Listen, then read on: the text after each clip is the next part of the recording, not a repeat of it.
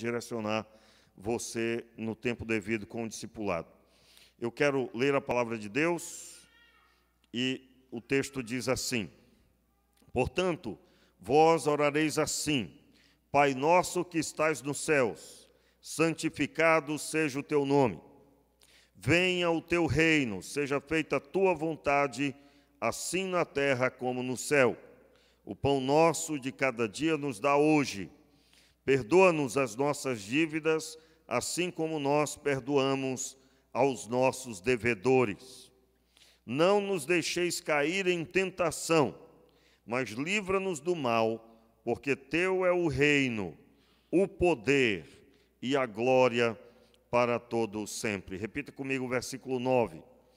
Portanto, vós orareis assim: Pai nosso que estais nos céus, santificado seja o teu nome. Vamos orar?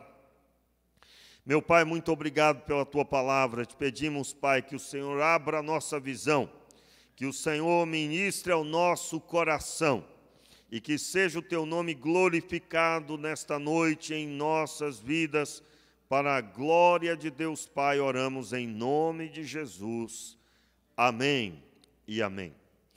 Meus amados, hoje, Dia dos Pais, é um dia de grande reflexão, é um dia também de, quando eu digo reflexão, é pensando nas muitas situações, não é?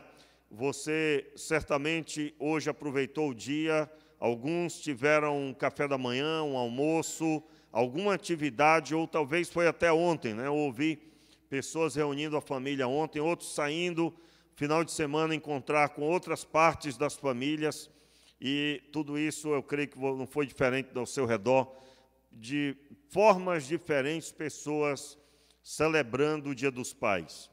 Hoje também é um dia difícil para aqueles que perderam seus pais recentemente. Oramos pedindo que Deus abençoe cada um dos irmãos. Aqui da nossa igreja mesmo nós temos pelo menos 2 casos específicos nos últimos tempos de pessoas que carecem das nossas orações.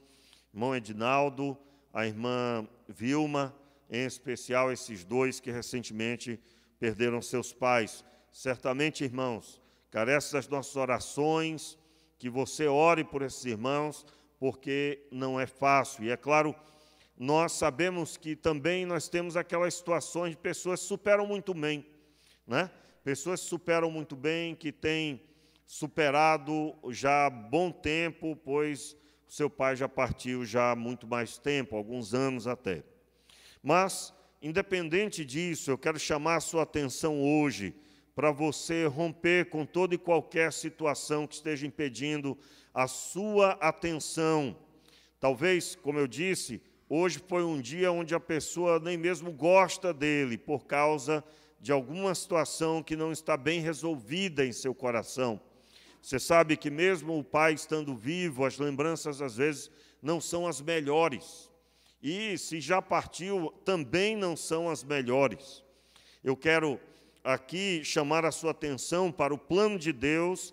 Jesus Cristo veio apresentar o Pai, e o Pai dos céus, o que está acima de todos, sobre todos, acima de todas as coisas, aquele que não tem falha, não tem absolutamente nada que alguém possa apontar. Que é isso, pastor? Eu conheço muita gente que aponta falha em Deus. Meu irmão, não sabe o que está dizendo absolutamente. Eu vi outro dia na internet uma pessoa que defende os pecados mais esquisitos, mais pecaminosos que alguém possa defender, e utilizando da Bíblia para duvidar da própria Bíblia. E aí, numa hora dessas, eu nem dou atenção, né, irmãos, porque a coisa mais fácil de entender é que a palavra de Deus ela só pode ser compreendida por pessoas que creem. Se a pessoa não acredita, se ela não acredita, a Bíblia será um livro fechado. E eu estou falando sobre a compreensão dela. A pessoa vai ler uma frase e ela vai encontrar alguma coisa. Por quê? Porque ela está cega espiritualmente. E eu já tive dúvidas, é claro, bem do começo da caminhada sobre a Escritura, até que, em oração, eu declarei: Senhor, eu sei que eu não compreendo agora, mas em breve o Senhor esclarecerá o meu coração. E eu comecei a orar, comecei a, na verdade, repreender aquele mal, e logo senti a presença de Deus, e exatamente foi isso que aconteceu. Aquilo que eu não compreendia naquele momento, depois Deus trouxe luz e a compreensão veio. Nós estamos diante de um texto dos mais famosos da Escritura, conhecidos por a maioria do povo conhece, a oração chamada oração modelo, que é aqui listada no próprio texto, não na palavra, mas no título, oração modelo. Os irmãos são sabedores que os títulos aí não fazem parte do texto sagrado, né? São títulos colocados para você encontrar melhor, né? No texto original não tem escrito a oração modelo, é apenas organizacional esses títulos. E quando Jesus começou a falar, ele estava falando para os judeus. A primeira observação que eu quero fazer é que aqui, quando ele diz, Pai nosso que estás nos céus, ele estava falando para o povo de Israel. Você sabe que Jesus, primeiro, ele veio e pelo menos no seu primeiro ano de ministério, ele pregou ao povo de Israel a mensagem da salvação, primeiro para o povo de Israel. Isso por quê? Porque Deus, ele tinha Israel como seus filhos. E isso porque ele os gerou na terra. Por meio da aliança com Abraão, Abraão não podia ter filho com sua esposa, ela era estéril, e Deus ordenou então que ela tivesse filho, e milagrosamente ela teve a Isaque. A palavra de Deus diz que Deus gerou Israel. Abraão foi pai de Isaque, Isaque foi pai de Jacó, Jacó teve 12 filhos que gerou a tribo de Israel, o povo de Israel, aliás, e a nação de Israel foi gerada por Deus com um objetivo. O objetivo de Deus gerar uma nação é porque ele queria se relacionar com essa nação, seu filho, e se relacionando com esta nação, ele então mostraria às outras nações a respeito de seu poder, sua grandiosidade, seu cuidado, seu zelo, tudo quanto envolve a pessoa de Deus. No Antigo Testamento, Deus se apossa da sua criação. O povo de Israel faz aliança com eles e, por legítima aliança, ele se manifesta de forma milagrosa, chamando a atenção das nações. E por causa desta aliança, ele vem com seu filho, o seu filho amado. Jesus, no começo do seu ministério, logo ele vai até João Batista, ele é batizado, e quando ele sai da água, o Senhor, a sua voz ecoa desde o céu. O Senhor declara: este é o meu filho amado, em quem me comprazo, em quem me alegro. Eu quero chamar a sua atenção para este Deus grandioso que fez com que o seu Filho unigênito pisasse a terra.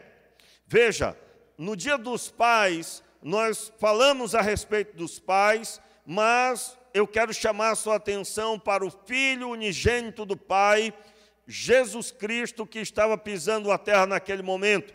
A voz que ecoou do céu dava legitimidade ao Filho, estava respaldando o Filho. E no respaldo que estava dando, ele declara: este é o meu Filho amado, em quem eu me alegro. E tudo que Jesus fez, em seguida, ele, logo depois que foi batizado, ele foi enviado pelo Espírito Santo ao deserto para ser tentado pelo diabo. E ele fez, o Espírito Santo conduziu dessa forma porque Deus queria mostrar o seu poder na vida do seu filho, que ele se agradava, que ele se alegrava.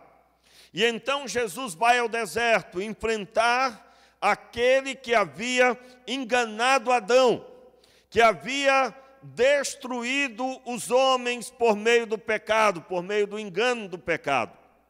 Jesus então o enfrenta, o vence, sai ileso das tentações e começa a pregar. Nas primeiras palavras de Jesus, ele declara que aqueles, em outras palavras, aqueles que estavam em trevas, os lugares, o primeiro lugar que Jesus foi, são as terras de Zebulon e Naphtali.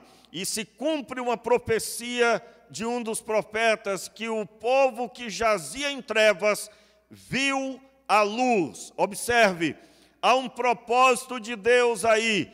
O Deus Pai, Ele quer mostrar o seu Filho, porque o Filho é o resultado de um relacionamento. Eles se relacionam, eles caminham juntos. E com isso, irmãos, nós começamos a entender um pouco mais sobre a oração modelo. Jesus está dizendo ao povo: vós orareis assim. Vós quem? O povo de Israel.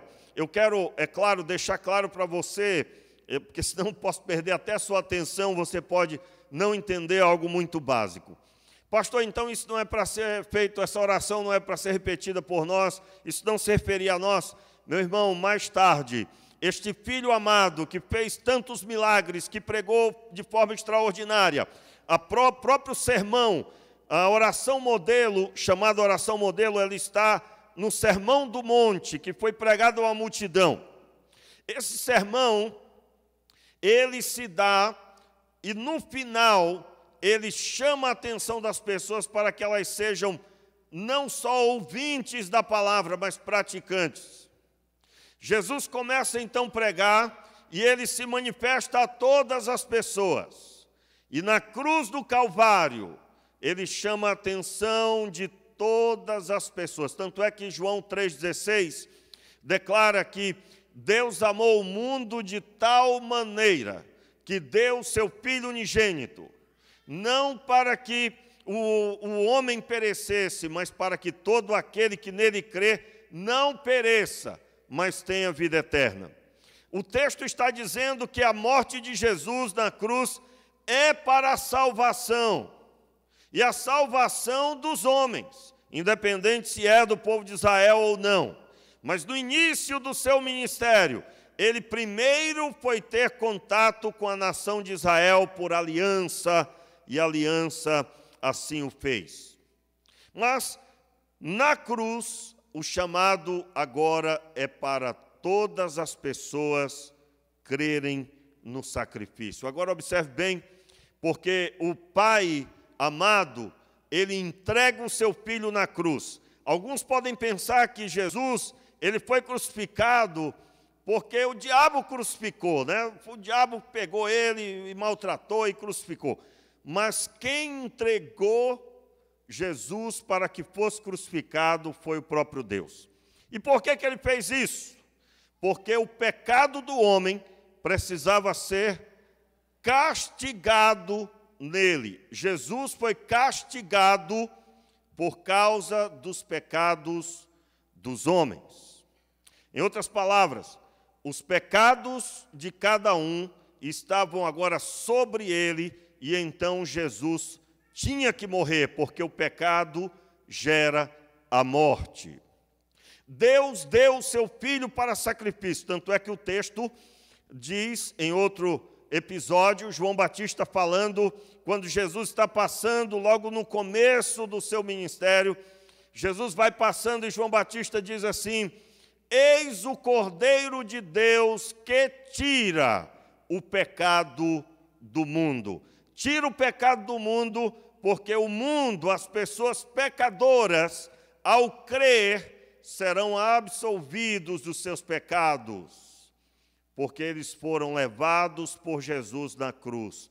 Entenda bem, lá fora, as pessoas que estão no mundo do pecado, independente, né? Quando eu digo lá fora, é uma figura de linguagem. A pessoa que está em pecado, ela, ao crer que Jesus morreu no lugar dela, quem merecia a morte era ela, mas ele veio assumir o pecado que ela cometeu, o resultado do pecado ele assumiu, ele tomou sobre si. Então, essa pessoa, ao crer, ela é perdoada dos seus pecados. Então, seus pecados são retirados. Os pecados que fariam com que ela fosse julgada e condenada, agora não tem mais validade porque ela creu. Mas ela creu e agora ela foi liberada para viver novamente no pecado? Não. Ela agora tem uma nova proposta em Deus. Ela é liberada e auxiliada para viver conforme o Filho amado em quem Deus se compraz. Eu explicava há um tempo sobre isso, dizendo que Deus é o juiz que sentencia o homem à sentença de morte. Mas ele criou um caminho para esse homem ser liberado da sentença de morte. Ele o libera mediante o seu arrependimento, mediante o reconhecimento de seus pecados. Mas ele está livre para ir, não mais na sua caminhada própria, mas nos passos de Jesus. Como vou viver agora? Eu vou olhar para Jesus e vou copiar para a minha vida os passos dele. Entenda bem, isso é muito simples. Você lendo os evangelhos, você que está hoje aqui participando por essa gravação ou ao vivo agora, você, ao ler a Escritura, separe um momento, leia um evangelho sem parar, leia do começo ao fim. E no final, ore a Deus pedindo que Deus mostre a sua realidade. Uma genuína conversão, irmãos, é quando você consegue ver quem é Jesus e quem você é. Então você olha para Jesus, olha para você e você vê a distância que há. E então você entende que você precisa se arrepender dos seus pecados. E você então decide se esvaziar dessa vida que você leva e adotar para você a vida de Jesus. Nós chamamos isso de se tornar discípulo. Qual o sentido de ser um discípulo? É esse que eu acabei de explicar. Muito simples. Ah, pastor, eu entendi, eu quero. Meu amigo, quando isso acontece movido por Deus, você fica constrangido, porque você está vendo os seus pecados e está contemplando a grandiosidade de Deus em Jesus. O que foi que Deus fez? Deus mostrou o seu poder, o seu relacionamento de pai e filho aos homens. Ele mostrou o relacionamento. E não existe um filho que agrade o pai sem responsabilidade. Vamos lá, corra não corra não. Como assim? Hoje é um dia que um ou outro pode ficar lamentando porque o pai não foi, não abraçou, não fez, não realizou. Mas em Jesus, nós aprendemos que o filho que agrada ao pai é um filho com responsabilidade. Jesus tinha responsabilidade diante de Deus e ele levou todas elas até o fim, até mesmo enfrentando a morte de cruz. Morte de cruz. Vou dar um exemplo para você. Hoje eu conversava com meu pai, lá onde na casa dele ele colocou a internet, que é uma novidade, né, irmãos? Porque ele está a 97 quilômetros da cidade, no meio do mato. Ele mora no que aqui nós chamamos de chácara. Aí, conversando com ele e tudo, eu disse para ele coisas que um filho deve dizer ao pai, que ele é um pai maravilhoso, que eu amo, que eu sou muito feliz de ser filho dele e tudo. E eu ouvi a frase do meu pai, assim: meu filho, eu também te amo. Aí ele, quando eu comecei a falar, ele disse: meu filho, assim você pega pesado, né? e ele disse no final: eu também te amo, meu filho. Quando eu me converti com muitas dores, muitas tristezas e mágoas, inclusive do meu próprio pai. Mas eu me converti, e eu sou daquela cultura que não foi criado falando eu te amo. Quantos aqui são desse tempo? Não tinha esse negócio de dizer eu te amo não, irmão. Era ou não era? Dava no máximo um tapa assim no ombro, assim no aniversário. Meu pai esticava o braço, né? Deus abençoe, é isso aí, vamos lá, né? É a cultura dos nossos mais antigos. Aí você ia perguntar para ele, o pai dele também fazia assim. É ou não é verdade? Não estou falando que isso é um problema. Mas nós sabemos que em Deus isso traz problema sim, porque é importante dizer que ama. Deus dizia que amava o filho e o filho dizia que amava o pai. Aqui, o maior exemplo é esse, né? Amém, irmãos? Aí eu me lembro que Deus foi quebrando o meu coração, primeiro perdoar meu pai, algumas coisas que eu tinha lá, todo mundo tem, né, quando se converte de alguém, e eu tinha lá umas coisas do meu velho. Aí eu liberei perdão, e aí veio esse assunto do negócio do amor. Eu digo, não, eu vou amar. Não, que conversa é esse negócio? Não me abraçou, não me amou, não sei o quê. Não. Eu tenho o Espírito Santo, eu tenho Deus, e eu agora vou quebrar isso com o amor de Deus que está na minha vida. Diga amém aí, eu recebo. Né? Só uma parte dos irmãos estão crendo nisso, né? Eu estou falando para você começar a fazer isso. Quantos estão entendendo o que eu estou dizendo? Então você vai mesmo chegar lá e vai dizer, eu te amo, meu pai, eu te amo, minha mãe. Por quê? Porque você entendeu que em Deus há um relacionamento de amor entre o pai e o filho, e você faz parte da família de Deus, e você que vai ser instrumento de Deus para quebrar isso. Então, que hoje eu ouvi livremente, nem sempre foi assim. Então, nós que somos servos de Deus, nós temos uma responsabilidade. Olha só, meu irmão, você que já entregou sua vida a Deus, você é discípulo de Jesus, eu quero dizer que você tem uma responsabilidade. Em Cristo, você seguir o modelo de Cristo. Isso significa que você precisa acordar para ser instrumento de Deus na vida de quem ainda não conheceu o Pai e o Filho. Eu comecei falando sobre o Pai. Eu continuei falando sobre o Filho e esse relacionamento. Eu sou chamado a ter a postura de Jesus como discípulo. E então, o Pai certamente proferirá sobre nós todos, que somos filhos amados, à luz de caminharmos em Jesus. Quando eu falo caminharmos em Jesus, é aquele que profere o nome do Senhor, aparte-se do mal, conforme está escrito. Aquele que diz que o serve, que o segue, deve andar como ele andou. Porque senão, meus irmãos, nós vamos ficar cheios de sentimento e tal, e levados pela emoção e pelas crises dessa geração, pela problemática que você vai encontrar nos corredores por aí, nas ruas por aí, e nós não podemos agir assim, porque nós temos uma ordem suprema. Deus, o Pai, se manifestou em Jesus e nos fez seus filhos, e nós temos uma responsabilidade. Então, cada um que é crente, arregace suas mangas espiritualmente, trate de ser o instrumento de Deus para essa geração. Muito bem, e eu quero encerrar trazendo a reflexão do que Jesus ensinou. Agora, por favor, acompanhe o texto. Parece que eu esqueci do texto, mas não esqueci não. Vamos lá, rapidinho. Portanto, vós orareis assim: Pai nosso que estais no céu, santificado seja o teu nome.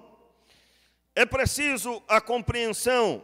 Aqui Jesus está apresentando o Pai. O Pai, ele tem o nome santo, o nome santificado.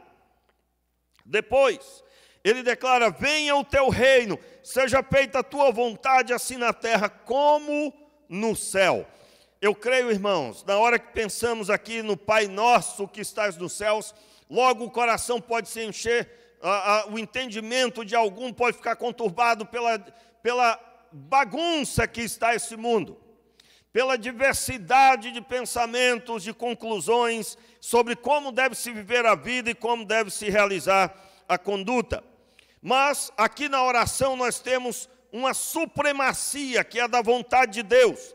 O Senhor Deus, na boca de Jesus, Ele está convocando as pessoas a reconhecerem Deus como Pai, a terem Ele como santo, como alguém superior, separado, não se compara a nada, a ninguém, absolutamente. E aí eu quero dizer para você, o grande problema do nosso tempo é que as pessoas olham para as suas vidas pequeninas, para os seus relacionamentos cotidianos, para os relacionamentos dos outros, para a sociedade que estão inseridos e querem ler Deus a partir desse entendimento. Meu irmão, para você entender Deus, você tem que entender a partir da palavra dEle. Observe, não é pelo jornal, não é pelo programa de TV, não é pelo programa de alguém que você segue na rede social. Não, não, não. Você vai entender Deus por meio da palavra dEle, porque só a partir dEle eu posso entender Ele. Então isso significa que eu vou jogar fora tudo que eu penso, tudo que eu acredito, e eu vou então me submeter a conhecê-lo e vou pedir para conhecê-lo. E vou pedir para que o reino dele seja sobre esta terra. Venha o teu reino, seja feita a tua vontade, ó Pai, assim na terra como no céu. E aí depois ele segue no versículo 11, o pão nosso de cada dia nos dá hoje. O entendimento sobre pai para o judeu é que pai tinha pelo menos 4 missões para fazer. Uma delas é prover do sustento. Por isso que aqui ele coloca também o pão nosso de cada dia nos dá hoje. Ele declara no verso 12, perdoa as nossas dívidas, assim como nós perdoamos aos nossos devedores. Entenda, Jesus está falando aqui sobre o perdão. Senhor, perdoa os nossos pecados, perdoa o que nós fizemos de errado. Mas nos perdoe, assim como nós já perdoamos aos que nos deviam. Eu tenho dito nesse texto, outro dia mesmo eu estava proferindo, aliás, algumas vezes eu já tenho proferido essa palavra, que isso aqui, irmãos, não tem sido compreendido mesmo, não tem sido compreendido. Não tem sido compreendido. Tanto é que você encontra casos de pessoas que estão orando, às vezes há meses, anos, para perdoar alguém. Senhor, eu preciso perdoar fulano. Senhor, me ajuda, Senhor, a perdoar fulano. Mas na oração modelo, o que significa oração modelo? Aqui nós temos o padrão que deve se aplicar de uma forma geral e que você deve compreender que aqui tem os principais assuntos. E nestes principais assuntos, posso dizer, é um principal assunto. Por quê? Porque aqui, irmãos, não tem uma pessoa que não tenha tido problema com mágoa, que não esteja no passado, que não esteja tendo agora, ou que não terá no futuro. É verdade ou não é o que eu estou falando aqui? Só eu que estou de mão levantada, é? O resto todo mundo nunca teve. Ah, pastor, o que é isso? Né? Cabeça de bacalhau esse negócio, né? Ninguém viu. É isso? Quantos aqui já tiveram problema com mágoa? Levante a mão aí, meu irmão. Questão de humildade aí, né? Senão daqui a pouco você vai sair voando daqui, porque é um santo, é um anjo. Ô, Senhor, vou até sair de perto, porque pode ser que eu suje você, né? Ô, meu pai. Então, eu estou dizendo isso para te dar uma força, né? Porque, irmãos, nós precisamos ser mais humildes. O pastor está aqui pregando e você diz, não sei, será? Mulher, o que você acha? Ai, ai. Cai um raio já já, se Deus não tiver misericórdia. É ou não é, irmãos? Cai só no púlpito? Não. Qualquer um aqui, ó. Só temos responsabilidade diferente. Então, o texto está dizendo que eu vou pedir perdão, já tendo perdoado. Então, você vai decidir perdoar hoje. Você está aqui, meu irmão? Se eu perguntar quantos querem ser abençoados por Deus essa semana e tal, você vai decolar, você vai sair voando, meu irmão, vai decolar não, vai sair voando, vai, em todas as áreas da sua vida, né? No sentido figurado, né, irmãos? O pessoal já está aí pensando no filme da Marvel aí, nesse negócio. Nada a ver, é um sentido figurado. Você vai decolar em tudo, todo mundo quer. No entanto, você tem que ter feito o dever de casa. Então, você pega essas pessoas que te feriram e você libera perdão. Você quer saber se você está magoado, você não fala nem o nome da pessoa. Você não diz nem o nome. E você mede o que a pessoa fez. Não, mas o senhor não sabe o que eu passei. Eu digo, rapaz, você que não sabe. Meus irmãos, Deus escolheu o seu Filho para sofrer as mazelas de todos os homens cometeram. Todos os pecados dos homens vieram sobre Jesus. Então, quando você for medir injustiça, você tem que olhar para a cruz, porque alguém pode até morrer pelo bom, mas alguém morrer pelos pecadores, você não vai encontrar. Você não vai encontrar. Então, quando você estiver se sentindo injustiçado, quando você estiver se sentindo assim, o pior que tem, eu digo, rapaz, o negócio é muito sério, será que alguém já passou isso na terra? Vá ler o texto de Jó, meu irmão, leia o texto de Jó, você vai ficar miúdo. Leia o texto de Jó, leia a crucificação de Jesus sem parar, assim, nos 4 evangelhos. Lê nos 4, eu duvido se no 4 você não vai estar chorando, dizendo, Senhor, tem misericórdia, eu estou com vergonha. Eu não passei, foi nada. Se você tiver dúvida ainda, leia a história de José, meu irmão. Estude a vida de José. E aí você vai descobrir muita coisa. E aí o texto segue dizendo, perdoa as nossas dívidas, assim como nós perdoamos aos nossos devedores. O texto é claro.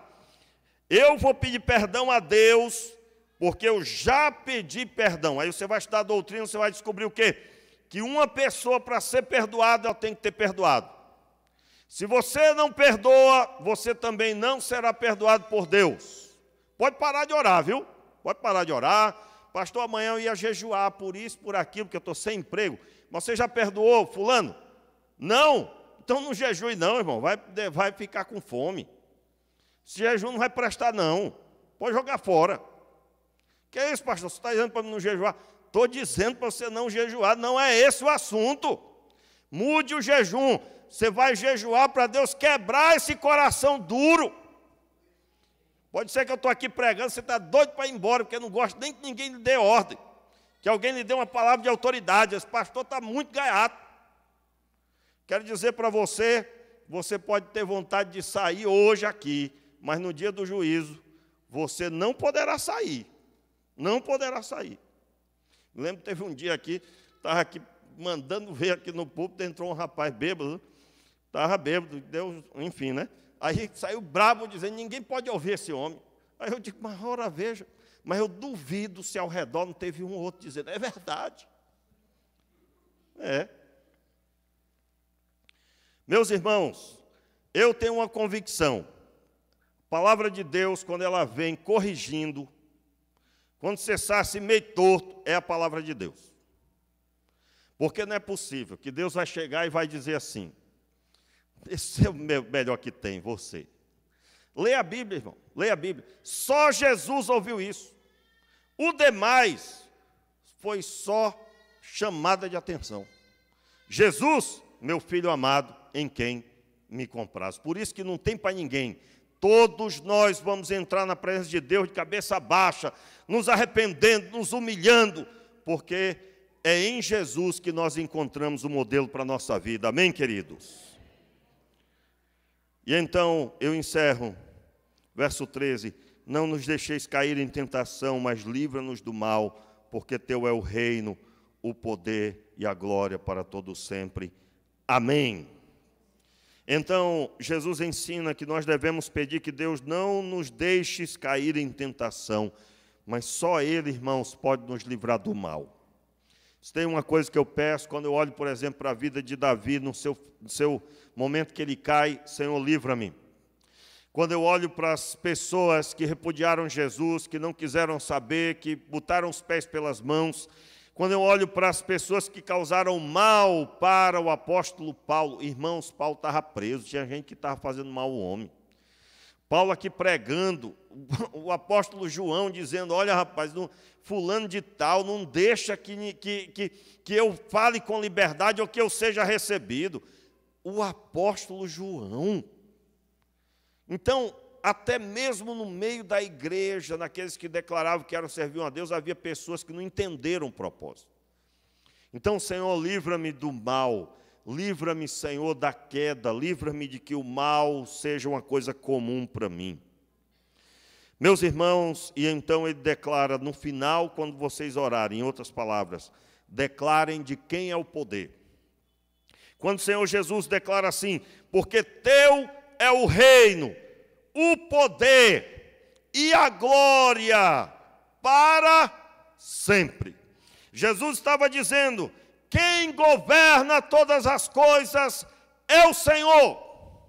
O Senhor é o rei, é o Senhor que tem o governo, é o Senhor que tem o poder e a glória.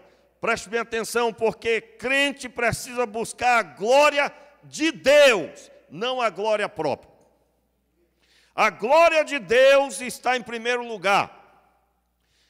Dá um exemplo para você. Você está aí namorando, vai casar, você tem um propósito de ter família, por quê? Ah, pastor, porque é muito bom. Não, meu irmão, você tem que ter família com o objetivo de que ela seja para a glória de Deus, senão é para satisfazer você. Sua família glorifica a Deus. Sua família está glorificando a Deus. Quando alguém olha para a sua casa, ela tem vontade de dizer, Deus seja louvado. Muito simples o que eu estou dizendo. O que Deus tem feito na sua casa tem gerado pessoas quererem ouvir a palavra de Deus. Se não, meu irmão, você deve se arrepender, porque talvez você está construindo um reino para você. O reino de Deus, agora, como que uma casa pode ser para a glória de Deus? Se é para a glória de Deus, Deus tem que ter a primazia. A palavra dele está em primeiro lugar na sua casa. Você tem lido a palavra com seus, você tem buscado inserir a palavra de Deus na sua casa, você tem vivido e colocado Deus no centro do seu lar.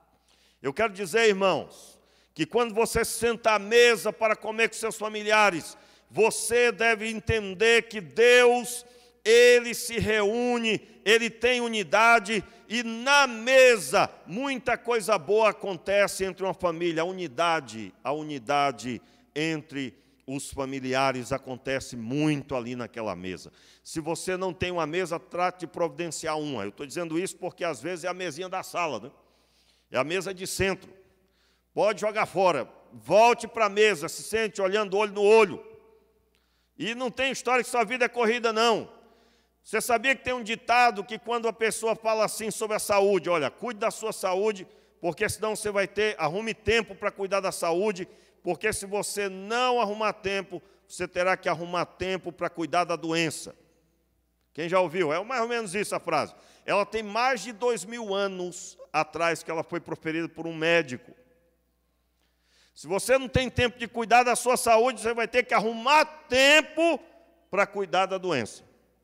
E da mesma forma é na vida espiritual. Você não tem tempo para buscar Deus, não, meu irmão. Você talvez terá que arrumar tempo para poder consertar as mazelas que vieram de uma vida sem comunhão com Deus. Se você quer que a sua casa seja abençoada, meu irmão, busque a Deus. Eu não estou falando de igreja, não. Eu estou falando sobre você ler a Bíblia na sua casa. Deus é maior do que essa igreja, irmãos. Diga amém aí, meu irmão. Deus é maior do que a igreja local. Deus está em todos os lugares. Ele é poderoso. Ele tem o reino. Ele tem o poder e a glória. E assim, meus irmãos, nós devemos declarar para sempre, e é para sempre mesmo. Na terra uns morrem, uns vivem, mas Deus continua no trono. Deus continua no trono. Homens vêm, homens vão, governos vêm, governos vão, mas Deus continua no governo. E a palavra dele então declara, amém, significa assim seja. e assim seja sobre as nossas vidas.